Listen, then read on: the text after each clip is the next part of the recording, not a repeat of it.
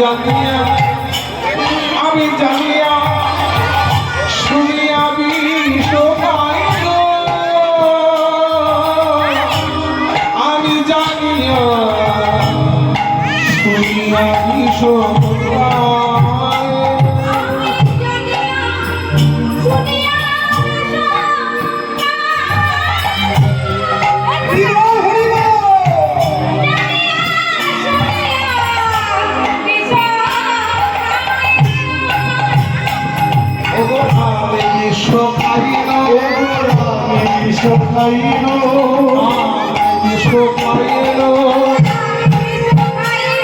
ওই নামাকৃত ছেড়ে দিয়ে, নামাকৃত ছেড়ে দিয়ে নাম শুভাই ওই বিষয় মিশে মজে মইল, ওই নামাকৃত ছেড়ে দিয়ে। সবাই বাহু তুলবে। আমি বিষয় বিষে মজে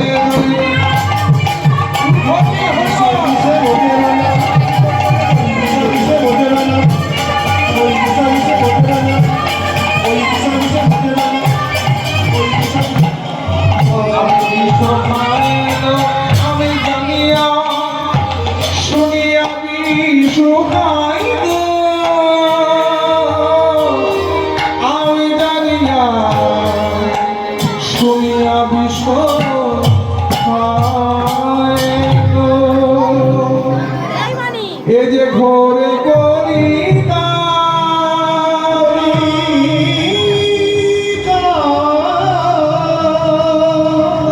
এ যে ঘরে কলিকা, ঘরে কলিকা,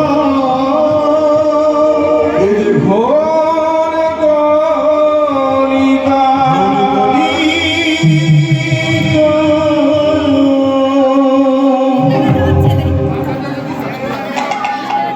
সত্যযুগ শেষ হলো, ত্রেতা যুগ শেষ হলো, দাপর যুগ, কুরুক্ষেত্রে যেদিকে মারা, কুরুক্ষেত্রের যুদ্ধ শেষ হয়েছে,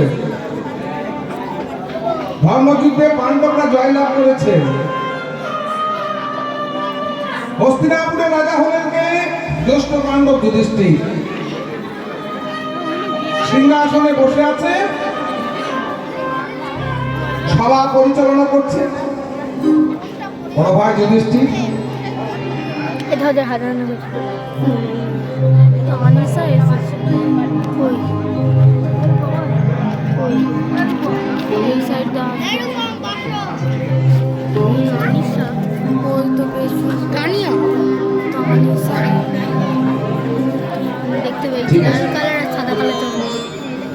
উনি বলছেন হরিবল হরিবল।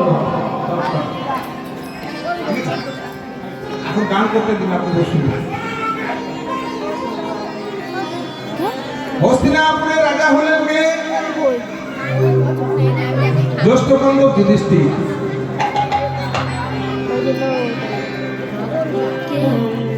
সবাই কে কে বসে রয়েছে? ভীম, অর্জুন, নকুল, সহদেব। হঠাৎ বাইরে একটা কুম্ভমেলে ঘন্টা ধ্বনি হলো, ঢাক ঢাক ঢাক। বাইরে কুম্ভমেলে ঘন্টা ধ্বনি করে কে? ভীম দাদা। দেখো না, বাইরে কে কুম্ভমেলে ঘন্টা ধ্বনি করে? আমাদের সভা পরিচালনায় বিঘ্ন হচ্ছে। কারোকে চিনতে পারছি না। ভীম যখন প্রাসাদে বাইরে এলেন,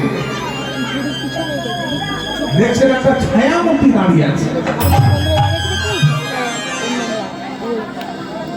অদ্ভুত তার চেহারা, কুৎসিত তার চেহারা। কে তুমি?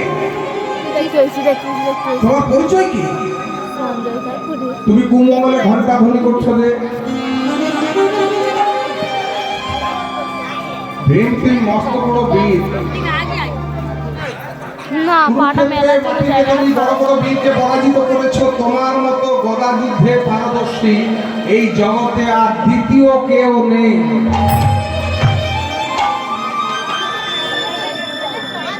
কিন্তু তুমি কে? কোন মঙ্গলের ঘন্টা ধ্বনি করছো কেন?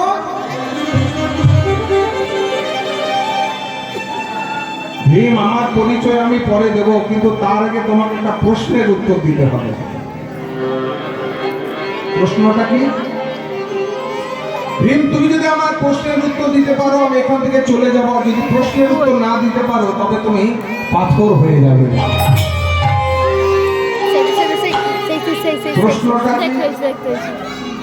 হাত দেখায়নি। প্রশ্নটা হলো, এক কলসি দুধে 7 কলসি ভর্তি হয়, অথচ 7 কলসি দুধে 1 কলসি ভর্তি হয় না কেন?